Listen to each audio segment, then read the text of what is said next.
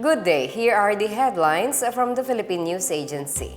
Amid the ever-changing weather pattern due to climate change, President Ferdinand R. Marcos Jr. welcomed the assistance of the Global Green Growth Institute in the country's efforts towards climate change adaptation.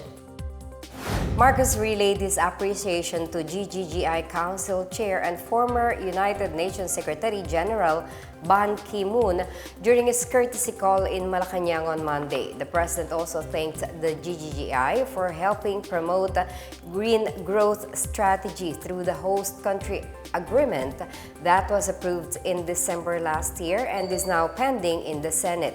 The HCA allows the GGI to open an office in the country and collaborate on economic growth and environmental sustainability goals. President Marcos meanwhile addressed the need to respond to the effects of global warming, saying the world can no longer avoid its bad effects. For his part, Ban acknowledged that the Philippines is one of the most vulnerable countries in terms of natural disasters caused by climate change.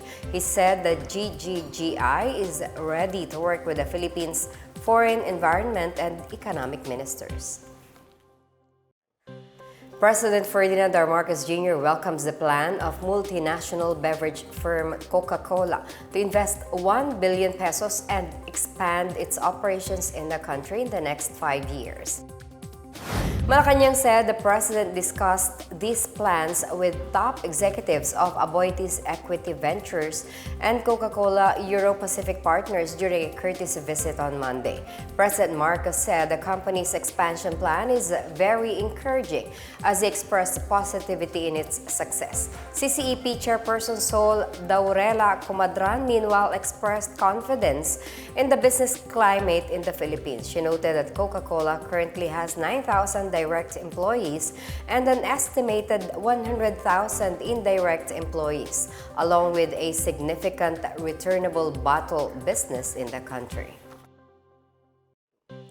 Nearly 150,000 residents in Sultan Kudarat received over 1.2 billion pesos in cash aid and other assistance during the two-day Bagong Pilipinas caravan that ended Monday. Several lawmakers credited the success of the 12th Bagong Pilipinas Serbisyo Fair in Isulan, Sultan Kudarat to the strong collaboration between the executive and the legislative branches of the government. They said the BPSF shows how the government collaborates and uses its budget to help citizens.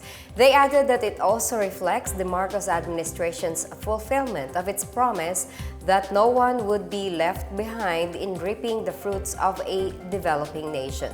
Speaker Ferdinand Martin Romualdez and other members of the House of Representatives from Mindanao formally opened the 12th BPSF on Sunday. The BPSF is the country's biggest service caravan aimed at providing major government services to less fortunate Filipinos. The Department of Social Welfare and Development assures continued relief and support in Pola, Oriental Mindoro despite the lifting of the state of calamity. In her message, DSWD Undersecretary for Disaster Response Management Group Diana Rose Cahipe emphasized the unity and resilience of various stakeholders including the national and local government employees, volunteers, and the community in addressing the aftermath of the oil spill.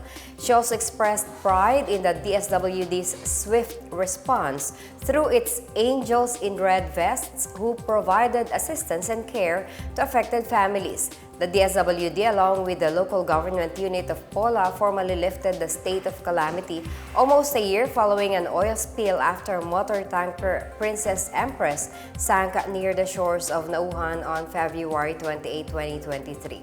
Since the onset of the disaster, the DSWD said it has allocated over 982.7 million pesos in humanitarian aid for the affected families in Oriental Mindoro, Batangas, Palawan, and Antique. Vice President and Department of Education Secretary Sara Duterte expressed elation as the agency emerged as the most trusted government agency in the recent Octa Research Survey.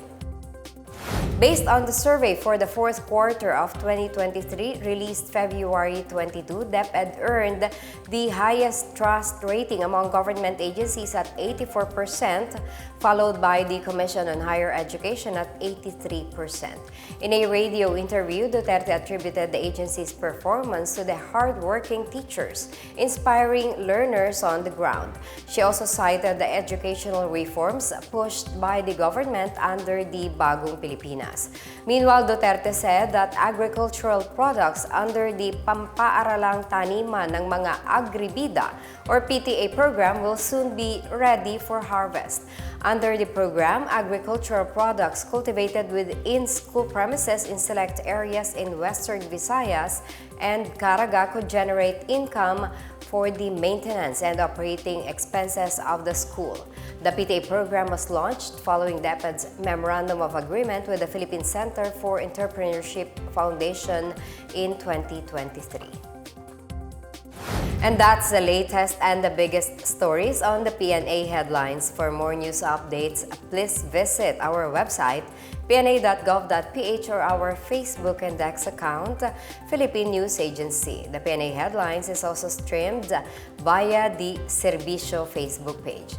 You may also watch the Pna Headlines through the Philippine News Agency's YouTube account via the News and Information Bureau website, nib.gov.ph under Pna News, or on the Facebook page of the Presidential Communications Office or PCO. I am Marita Muahe, and this is the Pna Headlines, bringing stories that unite the nation.